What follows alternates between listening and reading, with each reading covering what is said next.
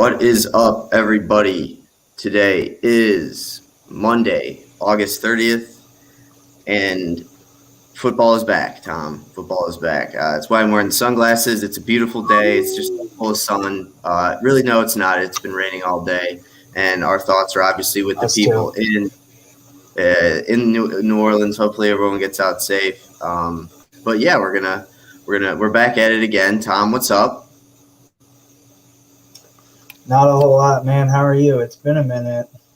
Yeah, it's been a while. It's been a while. The job I picked up was basically like 60 hours a week, and it was not marketing, and it was sales. And I stood in like Walmart's and Kroger's and tried to sell Spectrum. So I made my first sale on Friday or on Saturday, and yeah, now I'm just looking for a different job because I'm not doing that anymore. They work on Saturdays. They work like 6 days a week. And I told them, I was like, yeah, like college football and the NFL are like huge for me. So I'm definitely never going to work on the weekends. And they were like, well, you kind of have to. I was like, well, we'll see about that. But Tom, you were moved in back at Butler. What is going on? Sir. What is going on in Indiana? It's raining right now. I had my one class today. It was very informative, as you can imagine. Yeah. I moved into my apartment. It's a 3-person apartment, but I have no roommates, so I have the whole place to myself. Wow. Yeah, I got really lucky with that, and I have 2 spare beds, so if I go out with one of my buddies or 2 of my buddies and, they're not doing so good, they can crash the night. Yeah, that's a huge like good friend thing for you to do. Be like, everyone just know that, okay, man, if it goes bad, we can crash at Tom's. So right, and I was working on getting a sofa so I could have another person, or even like a pull-out bed from the sofa. Oh, I got you. We were at IKEA, and me and my dad, he was helping me set up and everything, and we got these chairs that are so comfortable. So we got those instead of the sofa, which I'm cool with. That probably matters the most. Yeah, you need your comfortable chairs to watch your football in and everything. So yeah, Tom, let everyone know what year you are in. Is this your last year at Butler? Are you about to graduate after this year? I am a senior. I actually, going into this semester, after I took all my classes, I only had technically 2 classes, so I only had 7 credits to finish. So what I did on Friday, because I have no classes on Friday, so what I did on Friday to be productive was I added a second minor, so I now have a major and 2 minors, which I was only 2 classes away from. So it gives me my full-time student eligibility to remain on campus. So what is your major in the 2 minors? So I am a sports media major, and I have business law as a minor, and then I just added risk management and insurance as a minor. That sounds great. I don't know how those 2 go together, but there's a lot of insurance in sports. Yeah, that's true. There is, yeah. But I know nothing about that, so I'm probably not going to ask you many questions. Maybe you'll just have to tell me about it one day when you're the head of ESPN and something. So we'll see. But that's good. That's good that you're almost done. I'm super excited for you because that's got to be such a good feeling to just be like, okay, one more year and it's all done and it's all over with. But yeah, all right. So let's get into some normal podcast routine. Obviously, me and Tom had a fantasy draft yesterday night. We'll talk about that, obviously. The NFL is right around the corner. We had some weird things happen yesterday. J.K. Dobbins going down, other things like that. So we'll be talking a lot of NFL as well. Probably going to do 2 more predictions for divisions. And we'll get into a little bit of college football. And then really there's been some soccer news, but it's pretty quick. So. And it's going to be pretty easy because I'm just basically going to scream yes the entire time. So pretty good. I did have a tweet on Saturday morning that basically encompassed my whole weekend. That was like, this has just been a really good Saturday just for me, like me only in the world, because Cristiano Ronaldo is back at Old Trafford, and I forgot what the other thing was, but yeah, I was just having a great day. So let's get back into it. Tommy boy. All right, today in sports history. I do have to mention to you that so when I was working this job, I worked with two Indian guys. They were really nice, really cool. And they were telling me a lot about cricket, so we might have it to do it on cricket, and I'll bring those guys on because they were very into it. They tried to explain it to me. I still don't really understand it, but I have a little bit better of an understanding for it, and I'm hoping to launch the first fantasy cricket season in 2022. So we'll see how that. I'm about it. You know where my Venmo's at. Yeah, I do. I know. Yeah. You will drain my account. The bad thing is I'll probably start betting on cricket, and it'll just be horrible. So today in sports history, nothing too awesome. In 1904, Thomas Hicks wins his third Olympics marathon in 3 hours, 28 minutes, and 53 seconds. And then in 1913, this really doesn't even I don't even know why they put this on here. In 1913, the Phillies lead the Giants 8-6 in the top of the ninth. Fans in the bleachers try to distract the Giants. The umpire forfeits game to the Giants, and it was later overruled. I'm just happy that would probably never happen in today's day and age because that just seems, just doesn't seem fun. And then for our trivia question, Tom, Pete Rose is the all-time hits leader in the MLB. Who is second? I will give you one guess now, and we'll see if you can figure it out by the end of the show. Wow. I'm gonna say Ichiro for right now. Well, wait, are we counting his overseas hits? No, because if you count his overseas hits, he's 6,000 above everyone else. More than Rose. All right. Yeah. Fair enough. It's not like Ichiro. Yeah, it's not like Ichiro was like Ohtani, who just came over young and dominated. I think Ichiro came over and he was 30 and still hit 3,000 hits. Midway through his career. Yeah. Ichiro's up there, but that is also not correct. I'll give you a hint. I'll think about it. I'll give you a hint. It's the last name that we have run into on this show a couple times. So, all right. So let's get into. I'll think on it. Yeah, when I say it, or if you guess it, I don't think you'll be surprised. You won't be surprised. So let's get into some of the current events. I put soccer first just so I can get through it really quickly. Obviously, a lot has happened in soccer since we last talked. I don't even know if we talked about them winning the Gold Cup. They did win the Gold Cup. The United States is in the top 10 world FIFA rankings at 9th, which is crazy, which basically only counts for next year's World Cup. So if they're in the top 10, they would likely be the best team in their group. They would have an easier schedule. But then again, I don't really know if the World Cup is going to happen this fall or next fall because it's in Qatar. And Qatar might just be – it might be Atlantis and sunk to the bottom of the ocean come next year. I don't know. So we'll see about that. But in soccer, in one of basically the craziest transfer window, ever probably. So the first major news was that Lionel Messi, it came out 2 weeks ago that he was going to re-sign with Barcelona 2 more years and finish his career there. That plan fell through because basically Antoine Griezmann, who plays for Barcelona, I believe as well, cost them so much money so they couldn't keep Messi. So Messi went to the richest team in the world, Paris Saint-Germain in Paris.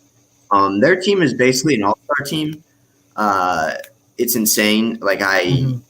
It's crazy. Their backup keeper is one of the top 5 in the world. So, yeah, I don't know enough about soccer to talk about it, but I do know that PSG is insane. It's legitimately an all-star. It's legitimately an all-star team, and not only that, they play in probably the worst country in division in soccer in the League One. Like, I honestly don't. I mean, they will obviously lose games, and maybe they won't lose games, but they'll tie games. They should win every single game in the league, and then they should win I think their real goal is the Champions League to win that, which would be. I mean, that would be good for them, but also in the transfer window, this came out last Friday. Last Friday, I was in a very bad place. Arsenal, who's my brother's favorite team, had just signed this young kid that I really liked. And there's rumors that Cristiano Ronaldo, who I consider the best player in the world, was going to go to Manchester City from Juventus. He had 2 years in Juventus. He was pretty good. He's 36, so he's still old. So, yeah, I was pretty mad. And then Saturday or Friday, whatever it was, I woke up, and my brother had texted me, and he's like, Ronaldo's back to United. And I was like, yeah, right, that's a joke, blah, blah, blah.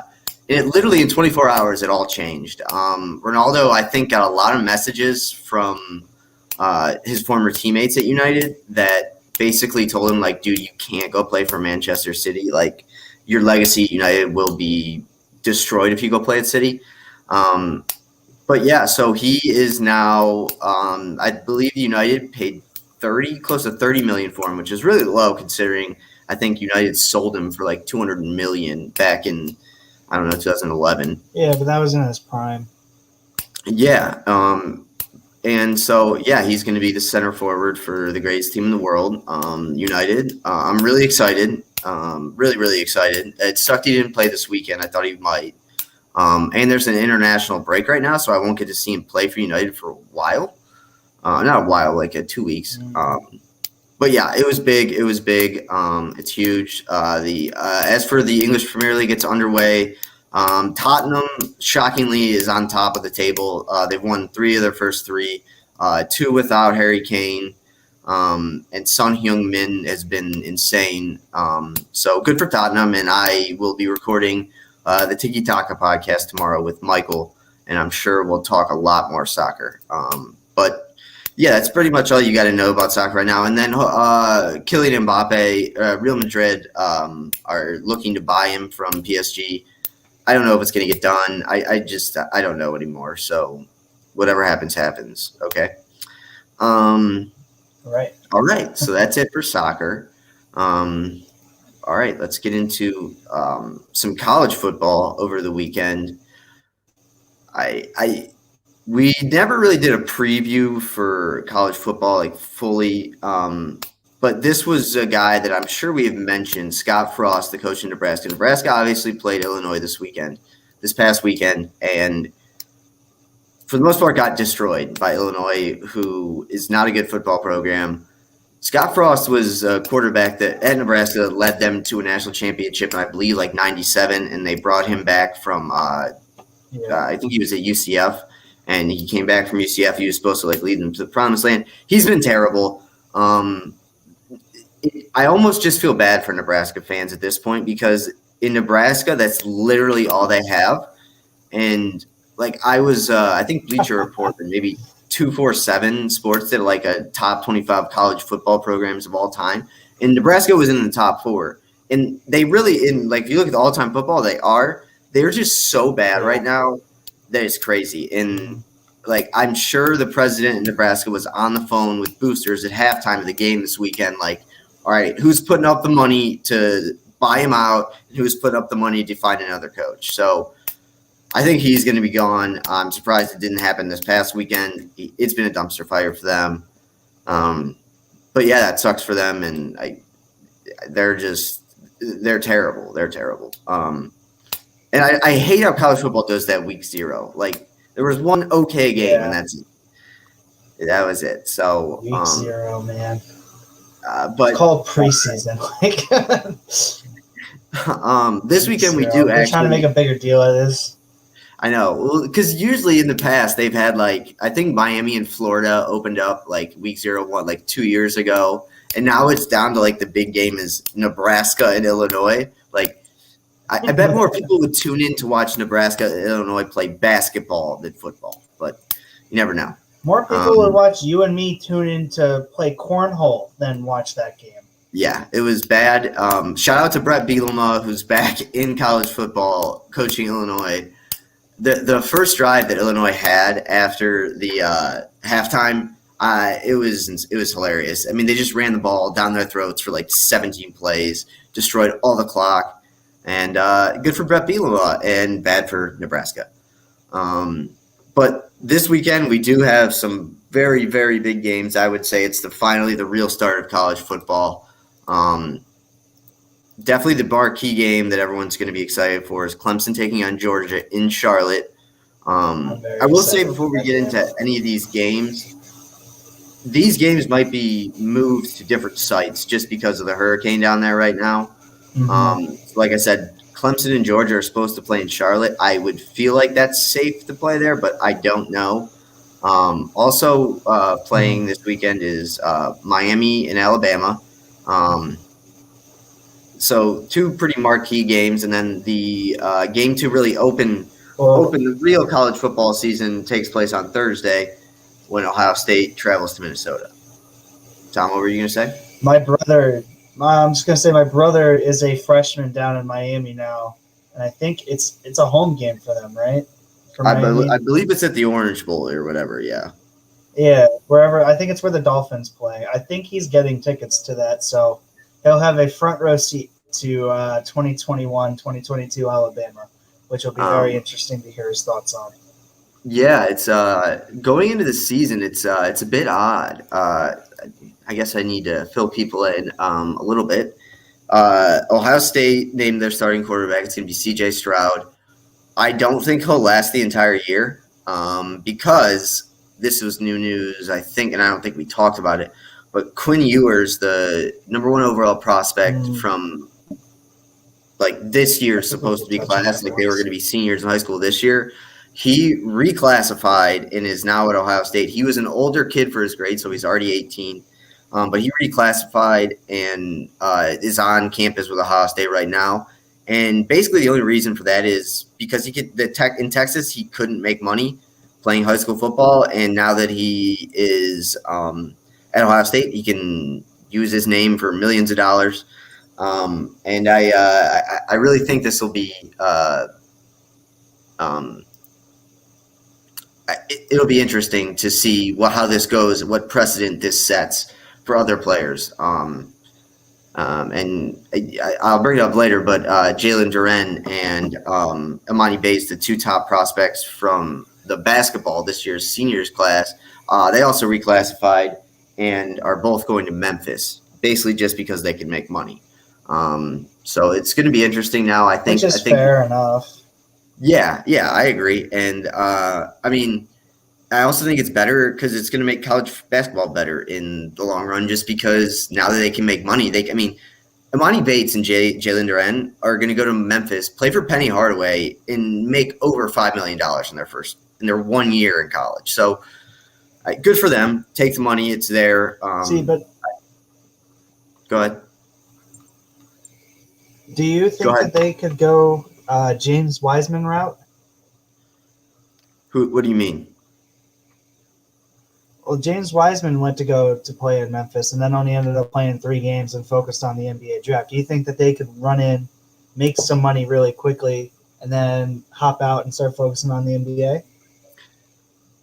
Because that was what my first immediate thought was when I heard the news with that.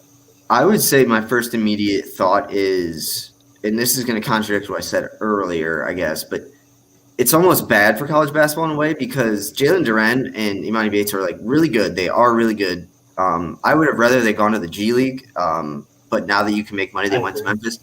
I can tell you that they're. I think these guys, and even more in the future, especially guys that go to Kentucky and Memphis, they're just not really going to care about the season. Like, they're just going to be like, I'm going to do me. I'm going to score my points. I don't care about a national championship. I don't care about any of that. I care about endorsements, like raising my game, and like popularity, basically. So it'll be interesting to see how that plays out, because I do think now most high school basketball players will be more tempted to go to college for the year. But then again, you might see players that just like almost like Wiseman. Like, Wiseman just didn't care. He was like, I need 1 year of like a stepping stone to the NBA. Maybe he should have taken more time considering he sucks. But yeah, I think it's going to be interesting. how that sets up. Right. So with that, yeah, and then like I said, we could talk a little bit of college football towards the end, maybe give out some picks, but we also might have a new show coming at some point, so we'll see how that works out. But let's transition to the NFL and the news that rocked our world, Tom, for our fantasy football team. J.K. Dobbins, ACL, done for the season. I knew as soon as I saw him reach down for his leg, I'm like, it's over. He's done. I won't lie, like that happened yesterday or Saturday, wherever it was. And then Kevin Stefanski, of the Browns coach, came out and was like, yeah, Baker and the starters are going to play like 1 or 2 series. And I was like, no, like don't even put him in. Like don't even play him. Like there's no point. I don't know how preseason – like we'll get to Dobbins in a sec, but I feel like they're just going to eventually either do away with preseason or they're just going to – it's just going to be like tryouts for who makes the last roster spots. And because – I mean, I know Tom Brady has played a lot. Zach Wilson, your guy, has looked really good, which we can get into that, obviously. But for a guy, for me as a fan of the Browns this year, like this is supposed to be their year. Like probably they have the best team they've ever had. Like I didn't want Nick Chubb on the field at all. Like I didn't want Kareem Hunt on the field. Luckily, Nick Chubb wasn't playing, but Kareem Hunt did, and he didn't get hurt. But whatever. So, yeah, I do think, J.K. Dobbins is going to be a big blow to a lot of people, especially those that have already drafted in fantasy, because I know I have I think 2 drafts coming up this weekend. So that'll be interesting. But, yeah, Dobbins and Cam Akers out for the season. So that'll be interesting to see. I think, if anything, the both of them are just it's so young too, and I thought Dobbins was going to have I thought he was going to eclipse 1,000. I mean, I won't say he was their best running back. He wasn't their only running back. I mean, they have Gus Edwards, who, I mean, if anyone's going to shoot up fantasy boards in the next week, it's him. I also think Todd Gurley is going to sign somewhere and be the man. So he's going to fly up boards, but yeah, it's interesting. Well, let's talk about your Jets. I don't know the scores. I had just one comment fantasy wise. I wanted to get in there. Go ahead. Sorry, either you or I are lagging real bad, so I think we're off a little bit. My apologies. If you were a Dobbins owner and you could not get Gus Edwards because you have someone in your league that scooped him up 30 seconds after he got hurt, sell in our league. They're saying that Justice Hill or this rookie Tyshawn Williams is going to be getting more of a snap behind Edwards now. So thoughts there if you're looking for a quick replacement with potential takeover. Yeah. Like Just I said, throw that in there. I know you did an article on it, I believe, like a month ago. But yeah, I think Todd Gurley's still out there, and I mean, I don't think Todd Gurley is the running back he used to be. Peterson's still out there. Yeah, any of those guys can fill in for a year. Like it's terrible that Dobbins got hurt, and Akers got hurt, but I mean it's how things go, and there's enough players in the NFL where they should be able to make it up. I mean, obviously, no one's going to be as good as Dobbins or Akers, but you can find guys to, patch up some holes. So we'll get into fantasy in a second. But like I said, let's talk about your Jets. How are you feeling on the Jets? Honestly, I am very mixed feelings about the Jets because Wilson has gotten progressively better, which is very, heartwarming to me just to see him progressing and actually making some good throws, staying in the pocket, which is very hard for a guy like him because he's so used to just extending plays with his legs and not like giving the pocket time. I'm very excited for that factor of it. But we lost Lawson, which was a huge blow. I don't know if you saw, we actually traded for Shaq Lawson. Yeah, I was We so lost confused. Carl Lawson, traded for Shaq. Yeah. Okay, there you go. Because I was like, the whole day I was like, I have no idea what Lawsons are hurt and what aren't. Right. We got Carl Lawson from the Bengals. He was the dude that was jacked in his Instagram over the summer, right? Yeah. No, he's like a big dude, right? Lost him to, I think it was Achilles, I think it was.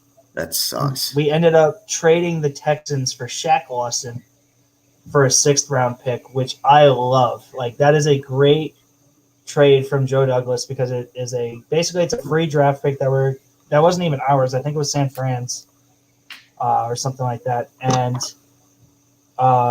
in return, we get a guy who's going to start and going to make an impact on the D-line and keep our depth up. But I'm very worried because the Jets' defense is not looking as expected, to say the least. They're giving up a lot of points to a lot of the backups, which I'm very worried about. But then again, that could just be the fact that we had our backups and third stringers out there. So I don't think that they're going to be as bad as everyone is expecting them to be, but I don't think that they're going to be as good as I'm hoping they'll be. So I will put it like that.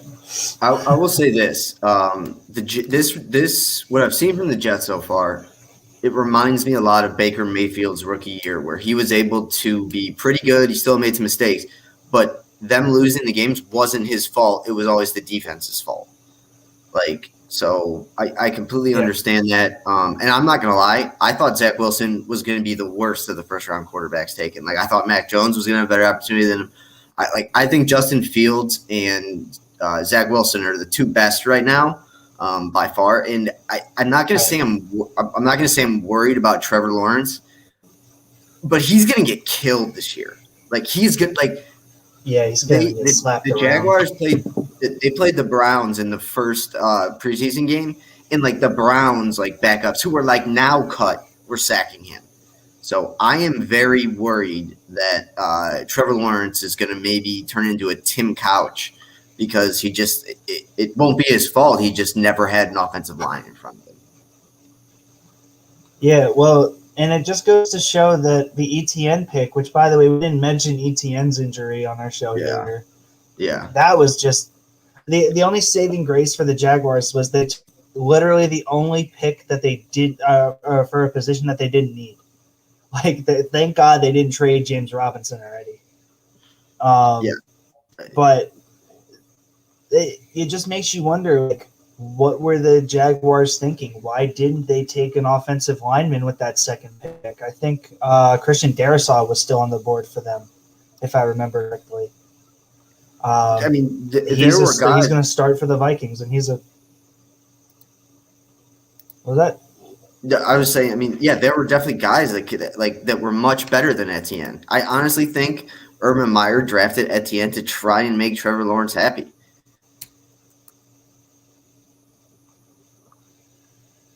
Can you hear me?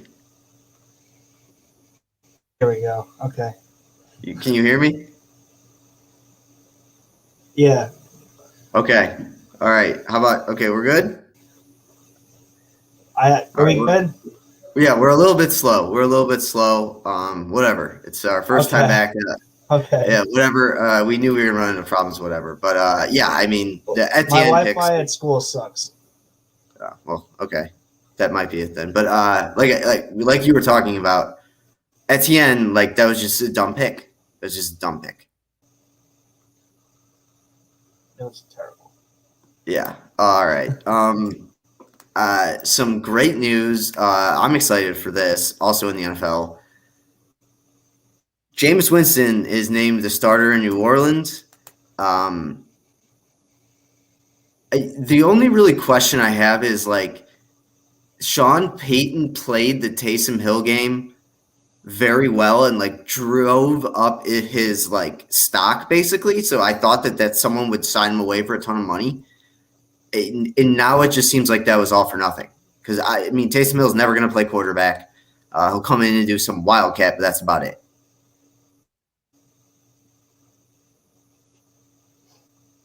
Yeah, are you hearing anything? I was never a fan of Taysom. Yeah. I was never a fan of Taysom Hill. I always thought Jameis should have been starting right away. The whole contract, when it first came up, I was very confused on until I heard it was voidable. I'm not like a Saints fan, but I always have kind of cheered for the Saints in the postseason because both my teams would never get there. And I'm very happy for the Saints that they're going to have a legit quarterback who could throw the ball deep. I think it's going to change up Sean Payton's play style and playbook very well. And we already saw it kind of in the preseason. I'm very excited for Marquez Callaway. He is going to be a guy who's going to kind of be a 2 to Thomas when he's back, and it's going to be kind of electric to watch, I feel. Yeah, I mean, I think Sean Payton went into this thing and was like, I'm going to try and get Taysom Hill to start. But in the end, like, he's just not a quarterback. Like, Jameis Winston's a better option. So I'm very happy for Jameis. I love Jameis. I want to see more of Jameis. I need 5 touchdowns and 5 interceptions every game from him.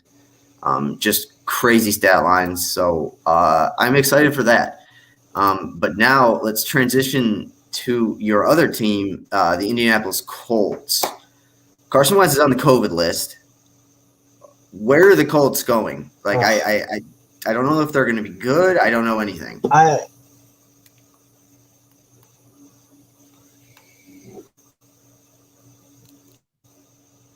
I'm all frozen up. Can you hear me? Can you hear me? I don't really. There it is. Yes. Are you there? Yeah, go ahead. We're talking about the Colts. Okay. I don't really see the Colts.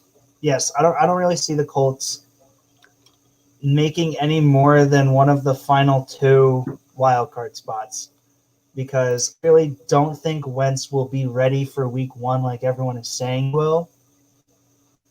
And I am not sure that they're really going to be able to put it together, because I don't believe in Wentz with guys that he has around him. Yeah, I think Indy's in a little bit of trouble. But I agree. I don't think they'll be able to make anything other than one of the wild card spots. But still, it's just funny they went out and got Carson Wentz, and now all anyone wants to talk about is Sam Ehlinger. And I watched Sam Ehlinger play a little bit. He's not terrible, but he's definitely not a starting NFL quarterback. I mean, he's a Browns starting quarterback.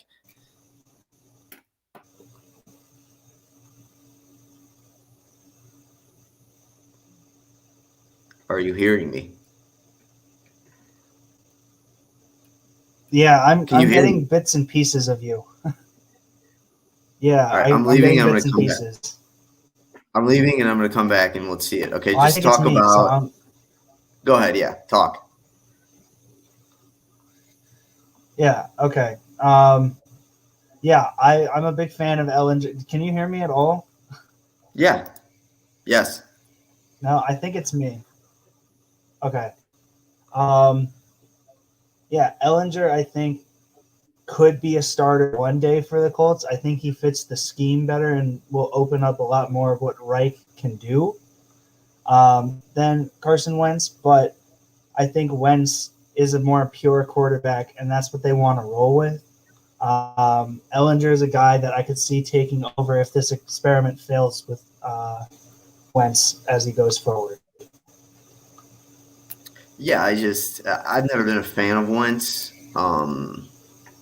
It is what it is. I don't know. The Colts are in a weird place. They were always in a weird place. So I just think it'll be interesting to see how they do this year. I mean, their defense should be really, really good, but their offense might be really, really bad. So we'll see. And then we could talk about some Week 1 matchups next show or when we have better Wi-Fi. So obviously me and Tom had our Tom's leagues fantasy draft last night. I'm gonna pull up. Do you have the draft up, or is that like a team? That's the draft board. So I can highlight each of our teams by clicking up here. Okay. Yeah. So We have it up. That's the draft board. I wish I could zoom in on it. Okay, so did you just do yours or mine? This is your team. Okay, so this is why I fail in fantasy all the time. Just all the time, every time, all the time. There are two positions where, Tom, I'm sure you were angry with me. I took Kyler Murray first overall. Probably should have went with a running back. But I love Kyler Murray. And then I got Najee Harris in the second round. So realistically speaking, my backfield, if it was a real life backfield, would be the greatest running threat of all time. But I'm not as happy with my Najee Harris pick. He's a rookie, but he is going to get all the carries. But their offensive line is terrible. But we'll see. So I took him second round. Tom, I'm going to go through my team, and then you can grade my team for me. In the third round, I got our guy, me and Tom's guy, Allen Robinson. Hey, Rob. I do think he's gonna. If Fields has a good year, Allen Robinson is going to be a major part of it, in my opinion. So I was happy with the Allen Robinson pick. Yeah. But then Kyle Pitts was picked right after him, and I saw Kyle Pitts like 30 seconds after Kyle Pitts. That's right before him. Oh, it was right before? Okay, yeah. See, I would have probably taken Pitts because I was watching the Browns-Falcons preseason game, and the first Falcons offensive play, Kyle Pitts caught like a screen pass and ran for like 60 yards, and I was like, bummer. Wish I would have had Kyle Pitts. But then I went Allen Robinson. And then I went Mike Evans. I forgot Mike Evans is like 30. But I don't hate my pick. I still think he's the best target for Brady in the red zone especially. So I'm just hoping for no injuries there. And then after this, I just kind of I slipped into my like just making rash judgments picks. The next round, I actually do like this pick, even though at the time I picked it and I was like, oh my God, this is terrible. Trey Sermon from the 49ers. He's had a pretty good training camp and preseason, I've heard. And I just think eventually that's going to turn into Trey Lance starting, I think, at some point this year for San Francisco. And then I think, obviously, then you can put Trey Sermon in a lot of places. So I'm not as mad about that. But then I went and watched the Browns game and was not paying attention because the clock had switched to basically 3-minute picks. And I was waiting. I was like, that was not – it was 3 minutes from the start. I moved it to 2 minutes in like the 14th round. Yeah, well, I completely forgot about it. I drafted Trey Sermon. I was like, okay, I'm set. Like, I have my 6 favorite players. And then so I missed my pick, and it was auto-picked, or I don't know if you picked. I think you might have picked. But it was auto. I ended up with another receiver in the great Jamar Chase, who – King Jamar. He will probably be out of the league by this time next year. Other than Corey Coleman, who got drafted for the Browns in the first round, but he was like pick 19. Like Jamar Chase is going to be terrible. Like he just looks terrible. I'm deep down inside, I'm hoping he's good. But the Bengals are in utter. I don't even know. They're in a bad place. Like Burrow is getting scared in the pocket. Their first round pick is, literally just can't catch. So that's interesting. Yeah.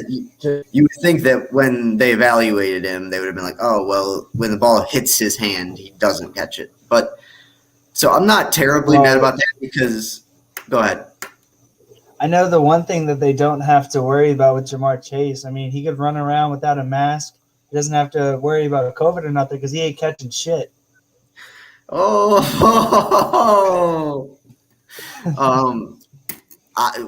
All right, we'll get into that in a second, but yeah. So Jamar Chase, whatever, and then I went into some more panic picks. I don't hate Robert Tonyan at tight end. I just don't know how much he's gonna get the ball from Aaron Rodgers.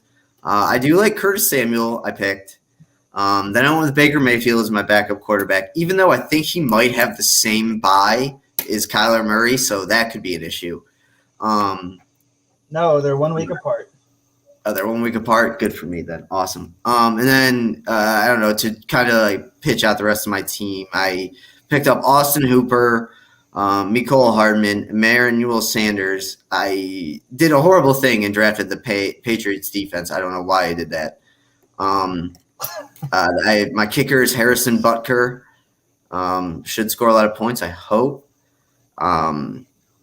Kenyon Drake, that was a bad pick.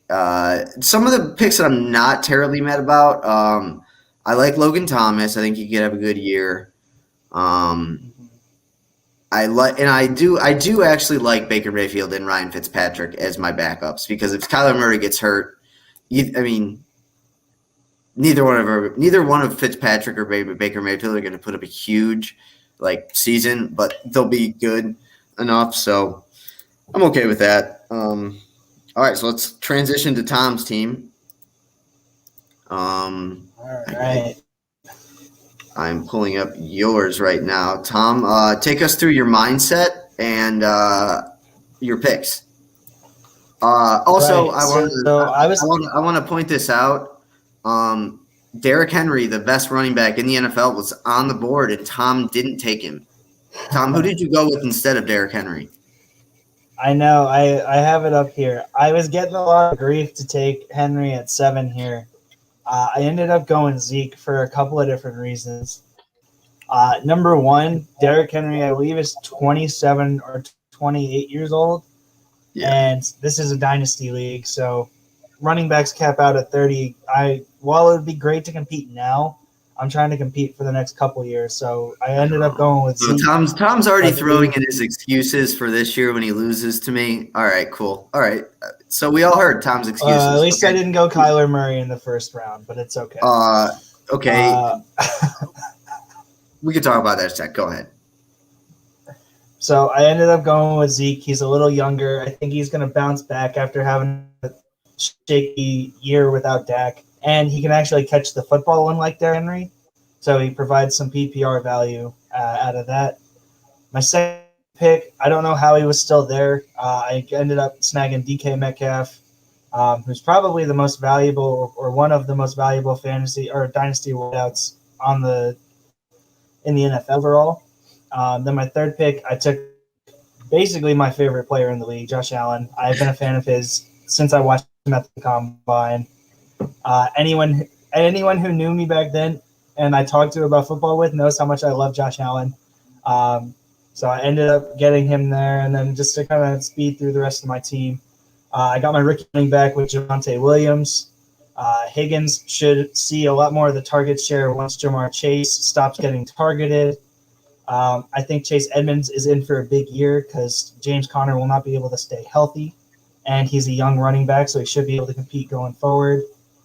Laviska Shenault, another young receiver who has built chemistry with Trevor Lawrence. I really like that pick. He's a solid pick. I was surprised he was there for me. I thought my dad was going to take him over here, but he ended up going Waddle, which was another solid pick.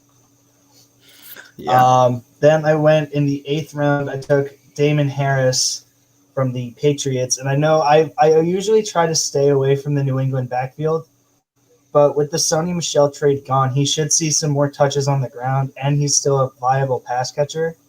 They still have James White and rookie I think his name is Ramondre Stevenson, who are going to kind of getting touches as well. But I think Harris could play well enough in that system and carve out a role of a workhorse back. I got Corey Davis because I needed a jet, and I needed a receiver who was going to compete this year. And I think he's like the biggest sleeping. Yeah, I really like that pick a lot. I think he's the biggest sleeper running wide out. Jeez, I keep calling them running backs. My next round, I got my first tight end in the 10th, and Pat Friarmuth, who not a lot of people know, but he's the Steelers' tight end. They drafted him in the second round out of Penn State. We saw him catch 2 touchdown passes, and one of them was one of the better passes I've seen in the preseason that was caught. He's going to have a big role, maybe in the end zone if one of the receivers gets hurt. But I think going forward, he's going to be a solid tight end for the future. Tony Pollard was a handcuff pick, and I think he could have value if he gets traded or signed somewhere next year.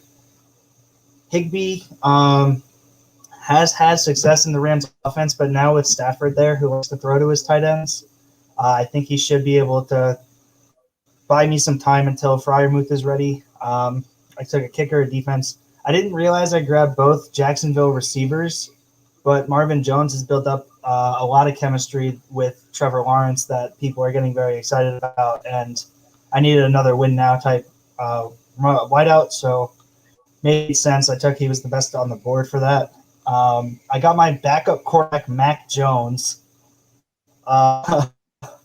who might start week 1. I don't know if you've been seeing today, but Belichick's like very mum on naming a starting quarterback. Yeah, he might start. So I was hoping that he would be able to just start by. Yeah, even if he doesn't start week 1, he's going to start eventually. Right. Keep going. I just needed him to start by Josh Allen's bye week, which was week 7. So I'm hoping that he'll be putting up some sort of numbers for that 1 week. Then in the 17th round on, I just started to pop shots on guys. Am I good? Yeah.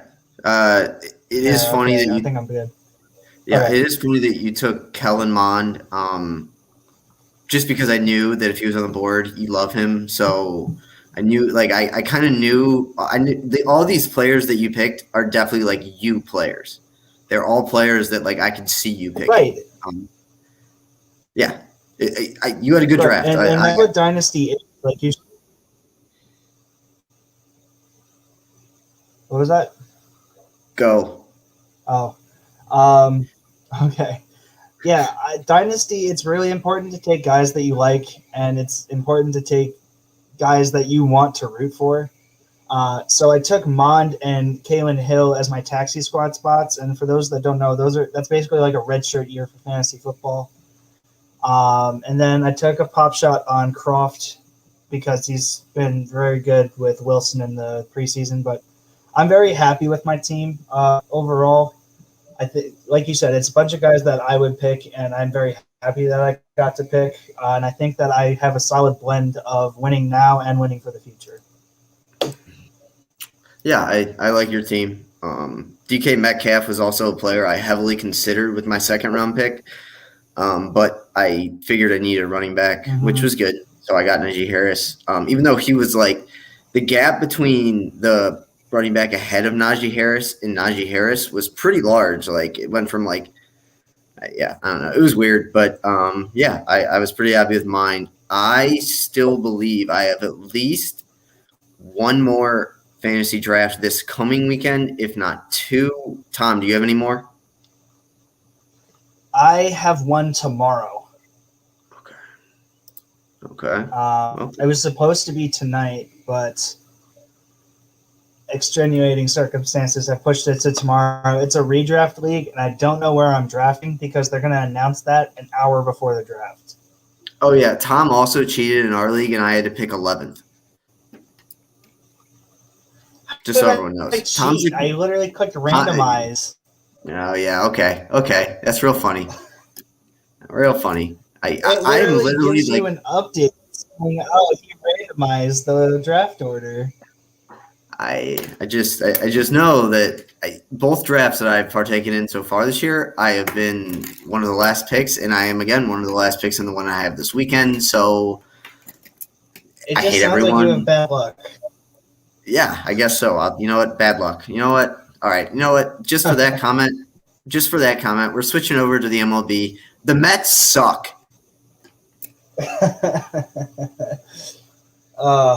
Man, that whole thing with Javi Baez is so funny to me. Like, You boo your fans all you want. Sorry you're not in Chicago anymore where they treat you like a god for striking out 150, 200 times a year and batting 200. Like, sorry we're not going to be pleased with that. I should get on my knees and pray down to Hobby. You should, man. It's all about hobby. No, but what place are the Mets in? Here, I'll look up the standings.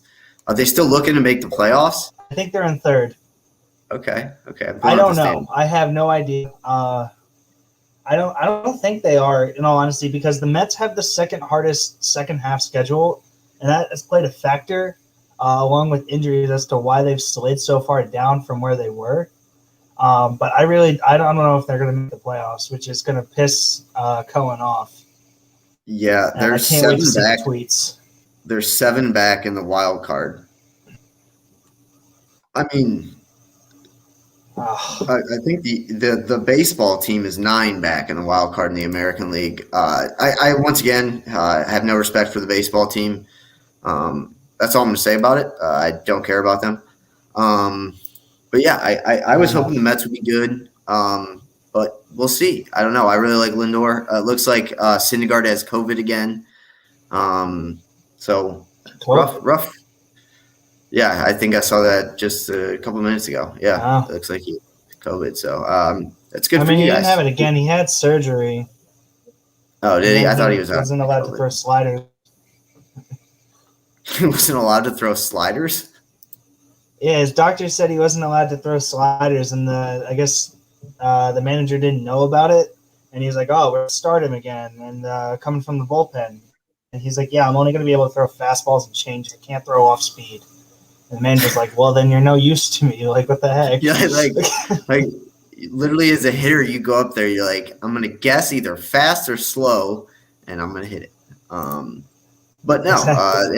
And it doesn't. The MLB season is basically going to turn into. I think it's going to be the Dodgers out west. I mean, if the Dodgers don't win the World Series, probably one of the biggest disappointments in the history of baseball. I mean, they have a legit. They're like PSG of Major League Baseball.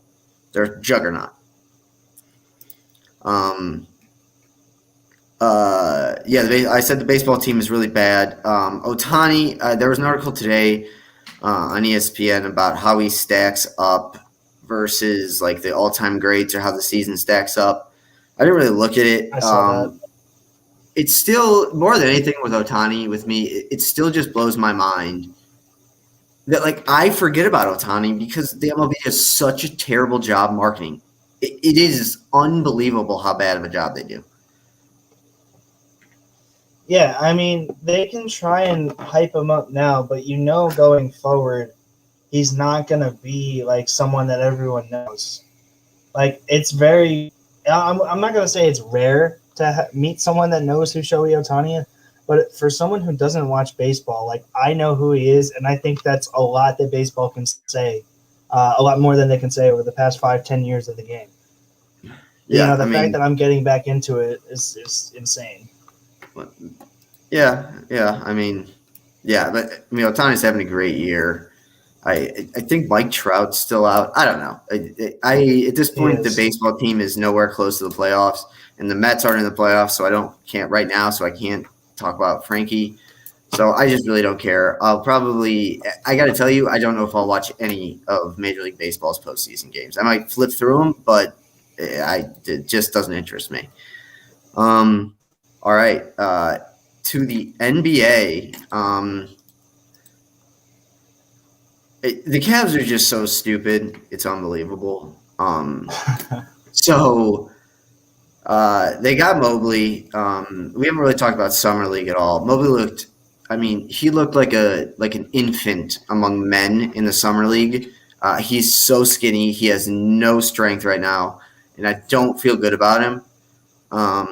But hopefully he'll grow, but maybe not. Who knows? And the Cavs, once again, the wing position is the most important position in today's basketball, and they just think that the Cavs just think they're going to sign wings in the free agency, thinking that like Miami, like no, this is Cleveland. People still don't want to come here. So I put out an article, I think yesterday or this morning, about how if they want good wings, they need to draft them. That's why I wanted Jalen Green. That's why I probably would have taken Kuminga. I mean, if we talked about Kuminga's nickname yet. Yeah, we did. I thought so. No, we yeah. have not. Oh, we haven't? The cum bucket. That's good for him. Good for him. Oh yeah, no, we did talk about it. Yeah, I thought we did.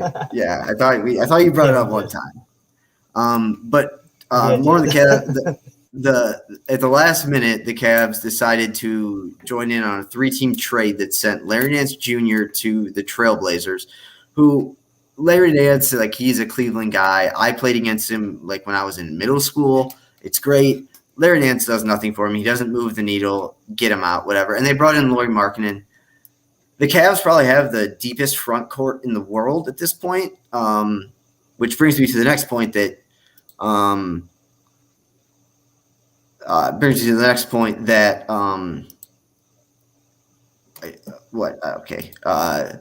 where was I going? Oh, that Kevin Love doesn't want to buy out. And I don't blame him whatsoever because, I mean, Kevin Love is untouchable to me. He won the only championship in Cleveland in 70 years. He's the last remaining player basically from that team. So I pay the man, whatever. I don't blame him for wanting all his money. The Cavs are just stupid. I mean, next year's draft will be interesting, but I was in on Mobley for about 3 weeks. Then I saw his summer league games, and I mean, like, and I don't mean like just like an infant. I don't mean like an infant versus like he looked so overmatched versus summer league players in the post. So I don't feel good about it. And then instead of, trading for a wing, who I guess Markkanen can be if need be, he did shoot 40% from three last year. But then again, he's also a twig as well. So, and Jared Allen's a twig. So I don't know if their whole point is just – Jared Allen's like a big body in the paint who shot blocks and rebounds. I mean, I wouldn't say he's a twig, but I get your point. Yeah, he's good, but – we'll see. I don't know. The Cavs, whatever. All right. Well, we'll skip over some NFL for now, and we'll come to that. Maybe finish that up next week. I don't know. I guess we can end on college football, and then we'll do our Mount Rushmore.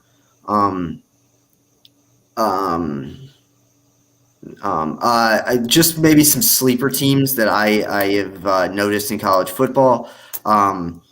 I think Cincinnati has a really good chance. I think if they go undefeated, I think they're in the playoff. They play at Notre Dame and they play Indiana, who Indiana is going to be terrible, but it's still a big time game for them. So if they go undefeated, there's a very good chance I think that they do actually make the playoff. As for who wins each conference, I really don't think it matters other than the ACC, Big 10, Big 12. My 4 playoff teams right now are going to be Ohio State, Oklahoma, Georgia, and Texas A&M. That could change a lot.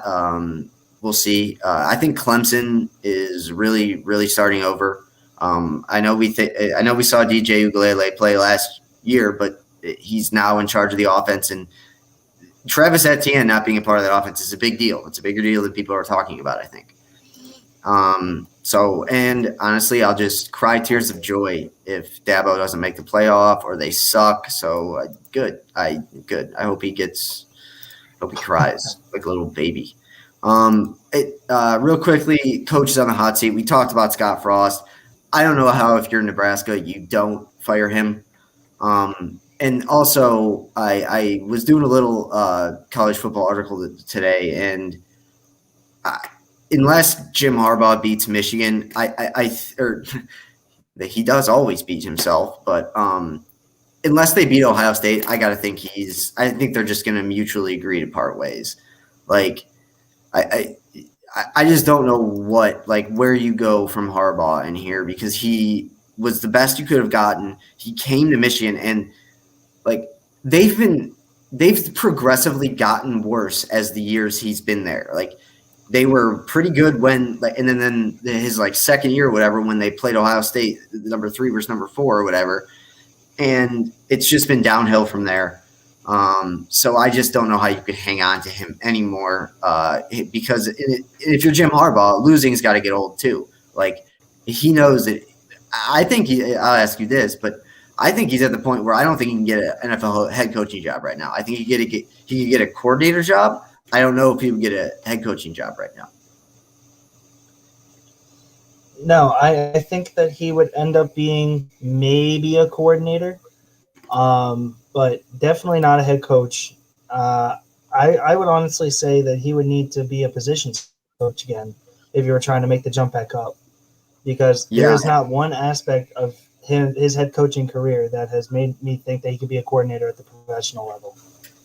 Yeah, absolutely. And the tough thing for him too is like I really don't want to see him in the booth. Like I don't think he'd be good in the booth.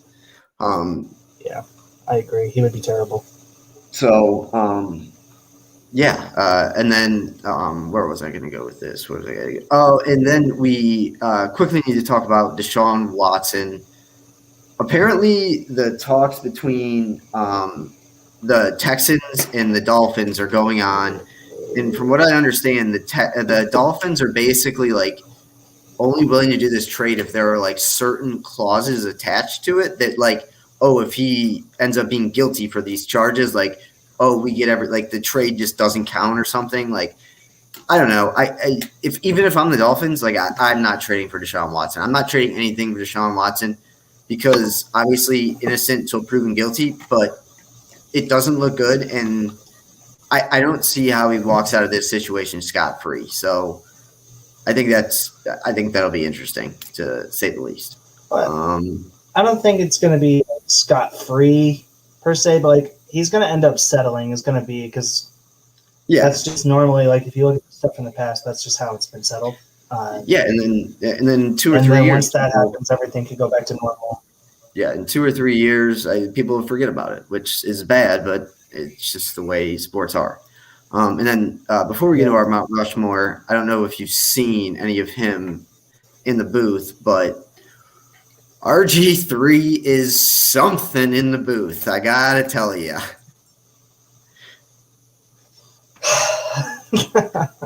He did the NC Central. This should be good. He did the NC Central. They played like Alcorn State. It was like the Max Swiak champion or challenge or something. Oh, I was watching that game at a bar. The whole time, RG3, I would say after halftime, all RG3 wanted to talk about was the bands. That's all he wanted to talk about. Just the bands, how great the bands were in these HBCU. And like they would show clips of like, you know how they always do, like of all three of the guys in the booth. And RG3 was in the middle. And then both people on the side were just like looking at him like, can we talk about the game or can we do something else other than this? And this all stems, of course, that basically, I guess, ESPN and like NBC or CBS were in a bidding war to get RG3. So if anything, this means that I might have a future in color commentating. Highly unlikely, but I don't think I could be any worse than RG3. So, and I can go to bed soundly after hearing that. At least I'm not RG3 in the booth, and I could be better. Yeah. He was interesting. So we'll finish up our NFL preview and our college football preview maybe later this week, maybe next week. I thought this was a good one to do, though. We're going to do our Mount Rushmore of all-time fantasy players. Like, obviously, you can pick guys that like are today and now, but you also want to bring it back to like maybe Barry Sanders would have been insane. Like fantasy player had it been around in the 80s. So that's where I was kind of going with that. You don't get to pick who goes first because I'm going first because I thought of the question and I have the perfect answer for the first one. We'll snake it back. Okay. We'll snake it back, and then I'll probably put out a graphic tomorrow on whose Mount Rushmore was the best. But I'm just going to go ahead with the first pick, and I'm just going to say it. Michael Vick would have been the best fantasy player of all time. Michael Vick. I mean, it was around. I think in my dad's league, someone had him, and he was like, obviously, he was the best. When he played for the Eagles, fantasy was still around, but I'm talking like Falcons days, like 99, 2000. Yeah, no. My dad's had a league going on since '99, so he was there. Michael Vick would have been, rushing for 2 touchdowns, throwing for 3. Even into like today's PPR, I still think he would be the number 1 pick. So that's mine. That's my first pick, Tom. Now you get to go 2. So it's all up to you, buddy. My dad he's watching right now, and he's given me his choice, and he actually went with one of the 2 that I was going to take. So he saying Peyton Manning was an absolute lock for round 1 every time. So Peyton Manning will be my first one, and you can't really blame him. I mean, Manning played every game basically except for my dad's championship rip. Yeah. By the way, because he had to play Curtis Finger Painters, what we called him after that game. Curtis Painter was just not. Curtis Painter would just be a lock to start 1 game every year because the Colts would have already clinched the playoffs and they sat Manning. And fantasy players would go insane because Manning would sit out the last week. Yeah. I do like that pick, though. I do like that pick. And another thing about Peyton Manning is he's just proof that there is hope out there that, like, even if you draft a Zach Wilson and he throws like 40 interceptions, he could still be a Hall of Famer. All you got to do is look back at Peyton Manning. So I like that pick as well. Yeah, Peyton Manning has to be the first. My dad said, ouch. The other one that I will choose, and I actually had him 1 year. So if you're looking for one guy to win you 1 year, Chris Johnson, CJ2K, was honestly the best. Dang it. Because I think I had him the year of, and no, that was 2008. So that was a little before I started, but I think maybe my dad had him or one of our family friends, and he was just he was a beast. There was no 2 ways about it. CJ2K was legit for 1 or 2 years max. Yeah, no, CJ2K was you stole my pick. That was my next one. He was like the first guy to run like a sub 4.2 40. He had, how many great years? He had 2,000 yards 1 year. Once, and then he was inconsistent and hurt the rest of his career. Yeah, but for 1 season, if you were looking for a player like CJ2K in his prime, would have been unstoppable. Okay, I got the next 2. I'm gonna go. I'm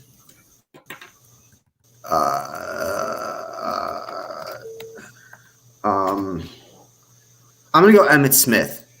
Emmitt Smith.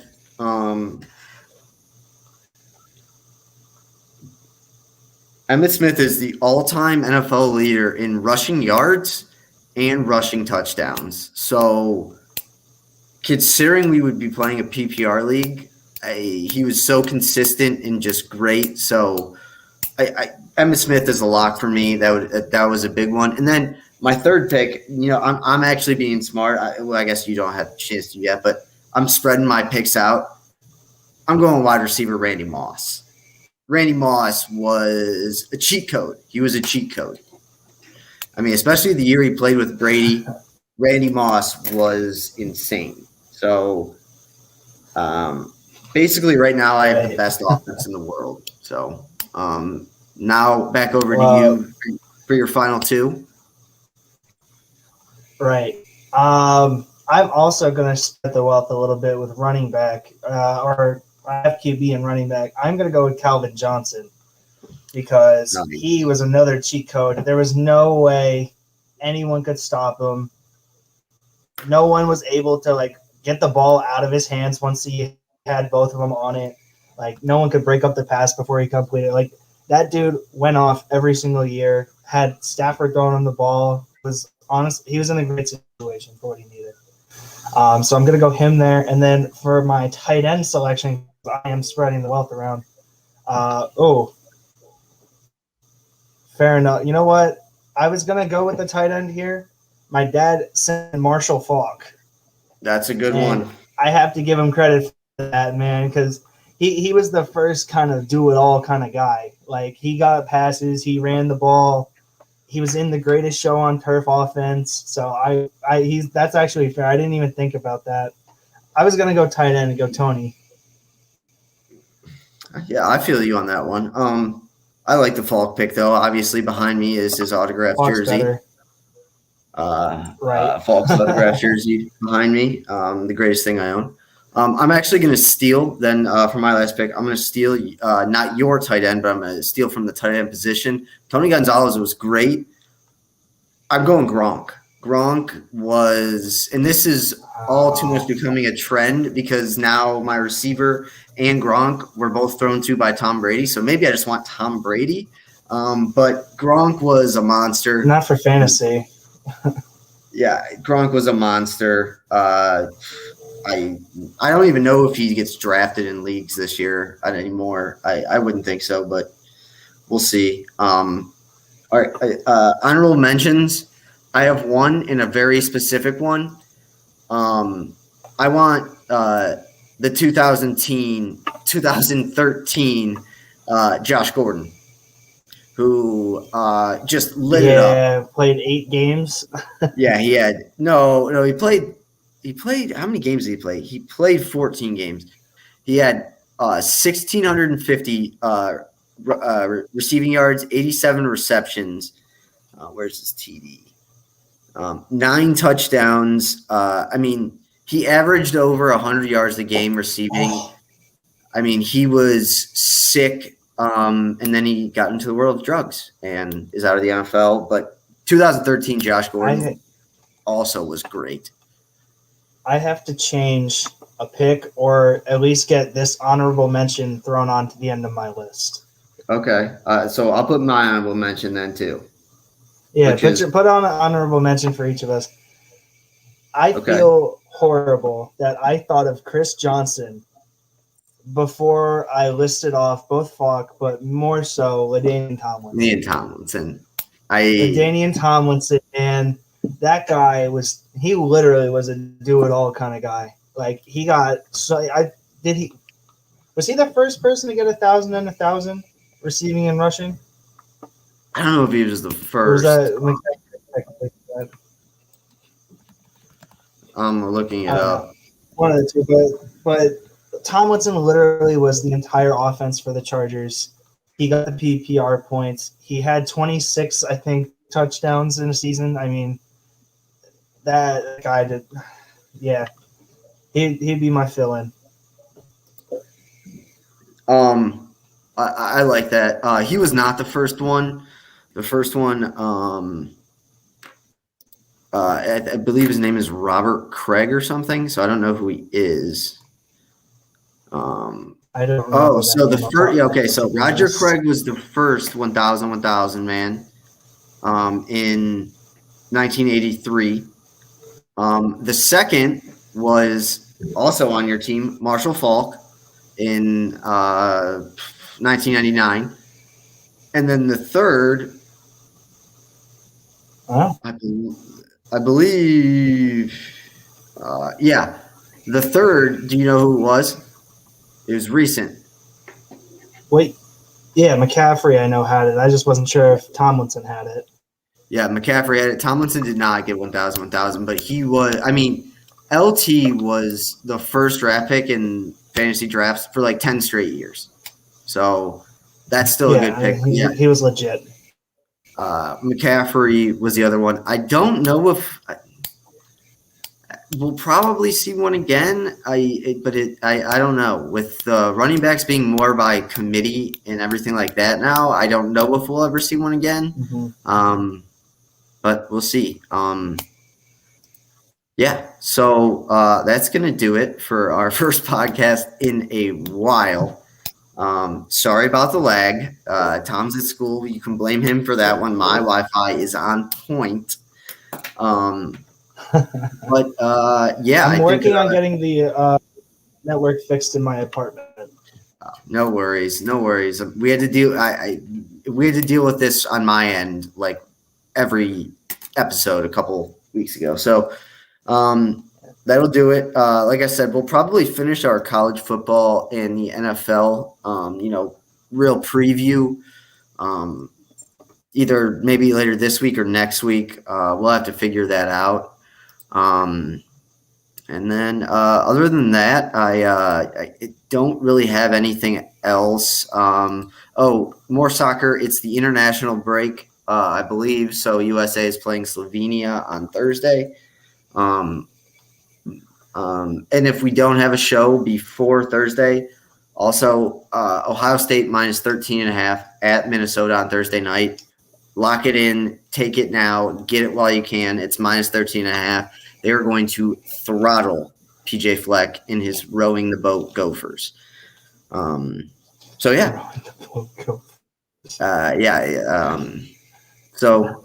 that's going to do it for us. We will be back in your lives more frequently now, hopefully. But Thomas, anything else, man? You already know, man. You guys go Dogs. Live the flag. Oh, wow. I didn't see that. Oh, wow. Okay. Go Dogs.